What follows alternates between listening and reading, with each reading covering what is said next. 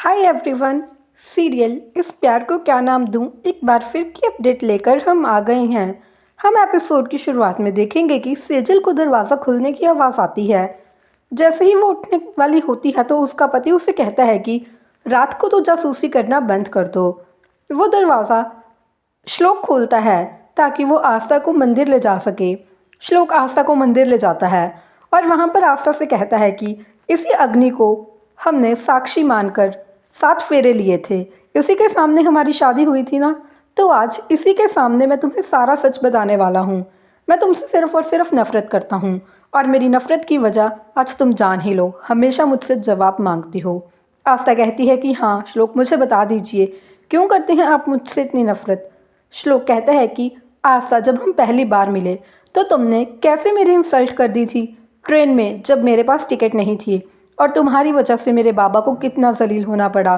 पूरे मीडिया के सामने उनका सिर झुक गया। वो बाबा हैं मेरे, जिन्हें मैं अपना भगवान मानता हूँ।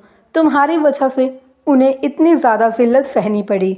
तुम यही कहती थी ना कि तुम मेरे जैसे इंसान का चेहरा कभी नहीं देखना चाहती। अब तुम्हें ये चेहरा हर दिन, हर रोज़, हर वक्त देखना होगा और इस चेहरे से तुम्हें कभी प्यार नहीं मिलेगा। जो कुछ भी हमारे बीच था वो सिर्फ और सिर्फ दिखावा था। हाँ आस्था, हाँ, वो सिर्फ दिखावा था। मैंने तुमसे कभी प्यार नहीं किया। वो सब कुछ प्लान था, सब कुछ मेरे प्लान के हिसाब से चल रहा था। आस्था रोने लगती है। आस्था कहती है कि श्लोक, आप ऐसा कैसे कर सकती हैं? आपने मेरी फीलिंग्स के साथ ही खिलवाड़ कर दिया। श्लोक हंसने लगता है और कहता है कि हाँ आस्था, मैंने तुमसे कभी भी प्यार नहीं किया। आस्था कहती है कि श्लोक, जो हमारे बीच इतने पल, मैंने तो सच्चे दिल से आपसे प्यार कर लिया था। मैंने सोचा कि आप भी मुझसे प्यार करते हैं। श्लोक कहता है कि तुम्हें फंसाना आस्था इतना भी आसान नहीं था। पहले मैंने जानबूझकर तुम्हें अपने ही ऑफिस में जॉब दिलवाई, फिर उस दिन वो गुंडे भेजे और फिर हमारा ट्रिप। आस्था कहती है कि तो तब से आपकी प्लानिंग्स चल रही थी। श्लोक कहता है कि तुम्हें क्या लगा मैं तुम्हारी तरफ खींचा चला जा रहा हूँ? नहीं आस्था, नहीं। और जब तुम्हारे इरिटेटिंग सवाल शुरू हो गए तो मुझे मजबूरन मंदिर में तुमसे उस दिन शादी ही करनी पड़ी। तुम्हें क्या लगा कि इससे एक नई ज़िंदगी की शुरुआत होगी? तुम बिल्कुल गलत थी। इससे तो तुम्हें एक उम्र कैद मिली है, उम्र कैद।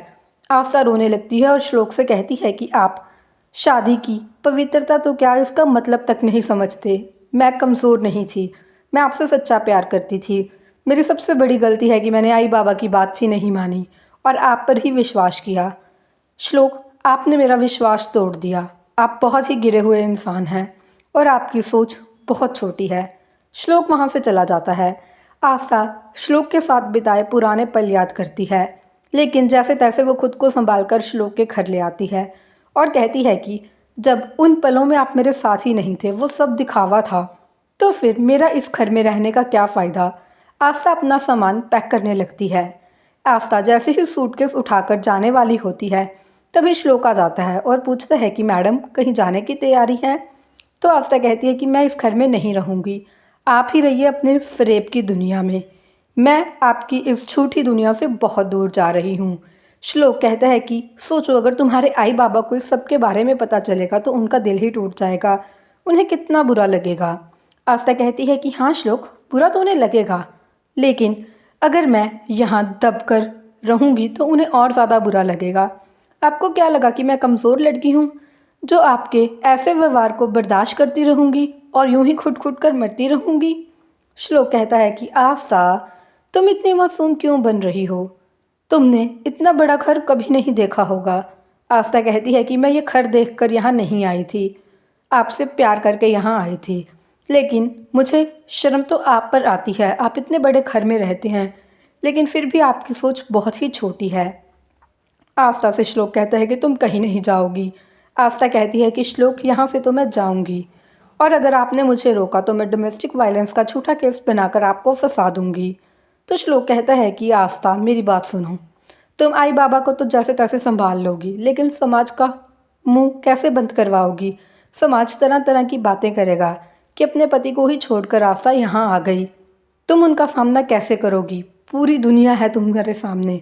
आस्था कहती है कि श्लोक, आपका सामना करने से तो अच्छा है मैं पूरी दुनिया का ही सामना कर लूँ।